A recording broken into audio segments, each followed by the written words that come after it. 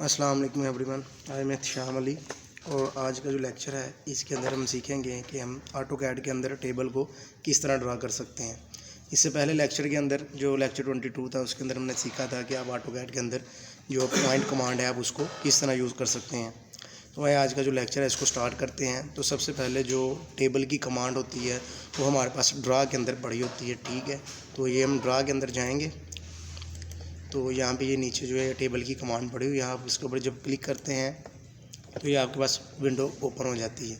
तो इसके अंदर आपको ये सबसे पहले राइट साइड पे कहता है कि आपने कितने कॉलम स्पेसिफाई करने हैं और कितने आपने रोज़ को स्पेसिफाई करना है। अगर मैं कहता हूँ कि मुझे जो कॉलम है वो मुझे 4 चाहिए और जो मुझे रोज़ हैं वो मुझे 3 चाहिए, ठीक है। तो उसके बाद ये कॉलम की हाइट और जो विड्थ होती है आप खुद इसको जो होता है अपने मुताबिक इसको आप चेंज कर लेते हैं या सेट कर लेते हैं।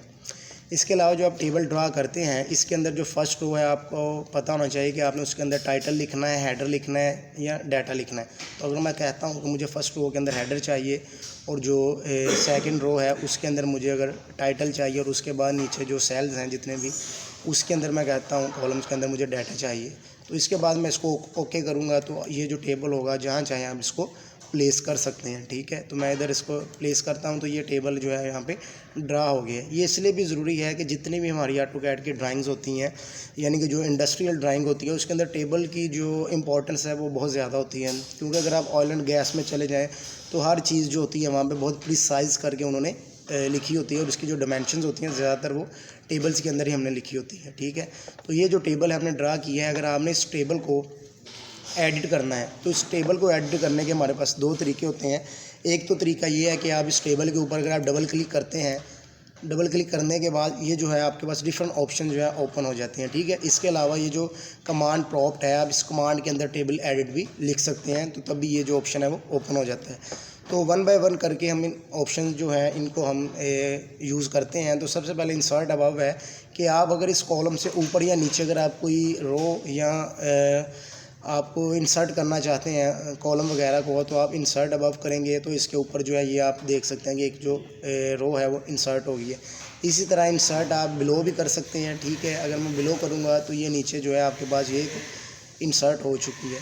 इस तरह अगर आप किसी रो को डिलीट करना चाहते हैं तो आप उसके ऊपर अपने सेल को लगा के इस माउस को क्लिक करेंगे तो वो जो रो होगी वो डिलीट हो जाएगी, ठीक है। ये आप देख सकते हैं कि नीचे से रोज़ जो है वो डिलीट हो रही हैं, ठीक है। इस तरह इस सेल के लेफ़्ट साइड के ऊपर अगर आप चाहते हैं कि मैं कोई जो कॉलम है उसको मैं ऐड कर दूं तो आप क्लिक करेंगे तो वो जो ऐड हो जाएगा कॉलम। इसी तरह आप राइट साइड पे क्लिक कर सकते हैं और इसी तरह जो कॉलम है आप उसको भी ये जो कमांड है इसको यूज़ करके आप ख़त्म कर सकते हैं, ठीक है। तो नेक्स्ट है हमारे पास मर्ज सेल और अनमर्ज सेल। एक्सेल के अंदर भी ये यूज़ होते हैं कि अगर आप 3 सेल्स को चाहें तो आप मर्ज कर सकते हैं। यानी कि मैंने ये 3 सेल्स को मैंने सेलेक्ट किया है, उसके बाद मैं मर्ज के ऊपर क्लिक करूँगा तो ये तीनों सेल जो होंगे ये मर्ज हो जाएंगे। इसके अंदर आप जो भी लिखेंगे वो आप देख सकते हैं कि वो तीनों जो होंगे इसके अंदर मर्ज करके आएंगे, ठीक है। तो ये जो है हमारा जो सेल है ये मर्ज हो गया है। उसके अलावा आपके पास ये अनमर्ज सेल है, इसी सेल को आपने अनमर्ज करना तो आप क्लिक करेंगे इधर से आप इसको अनमर्ज भी कर सकते हैं। उसके बाद हमारे पास ये टॉप सेंटर में आ जाता है कि आप जो टेक्स्ट लिख रहे हैं आप जहाँ चाहें इस टेक्स्ट को जो है आप लिख सकते हैं। यानी कि टॉप राइट पे अगर आपने लिखना है, अगर आप टॉप मिडल में चाहते हैं, मिडल सेंटर में चाहते हैं, ये आप देख सकते हैं कि जो टेक्स्ट है ये मिडल सेंटर के अंदर आ गया है, ठीक है। और अगर आप किसी सेल के जो कलर है अगर आप इसको चेंज करना चाहते हैं तो इसके लिए हमारे पास ये ऑप्शन है। तो मैं चाहूँ तो जौन सा भी कलर मैं चाहूँ इसको मैं कर सकता हूँ, ठीक है। तो ये जो इंडस्ट्री होती है उसके अंदर रिपोर्ट्स बनाने के लिए ये जो टेबल की कमांड है ये डिफरेंट टाइप्स ऑफ कलर हम वहाँ पे यूज़ करते हैं। इसका वहाँ पे बहुत ज़्यादा जो होती है वो यूटिलाइजेशन होती है। उसका नेक्स्ट जो ऑप्शन है उसके अंदर है सेल लॉकिंग, कि अगर आप सेल को लॉक करना चाहते हैं कि कोई भी बंदा जो है सेल में काम ना कर सके तो मैं इस सेल को सिलेक्ट करूँगा, उसके बाद मैं सेल को क्या करता हूँ मैं इसको लॉक कर देता हूँ, ठीक है। ये कंटेंट मैंने लॉक कर दिया है। अब आप ये जो सेल होगा आप इसको एडिट नहीं कर सकते हैं। तो इसको एडिट करने के लिए सबसे पहले हमें इसको अनलॉक करना पड़ता है, ठीक है। और उसके बाद जो नेक्स्ट ऑप्शन है वो है डाटा फॉर्मेट।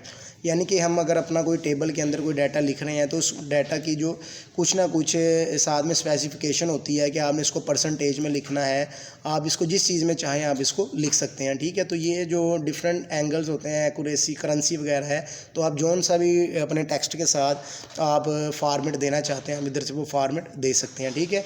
और उसके बाद जो नेक्स्ट ऑप्शन है ये इंसर्ट का ऑप्शन है।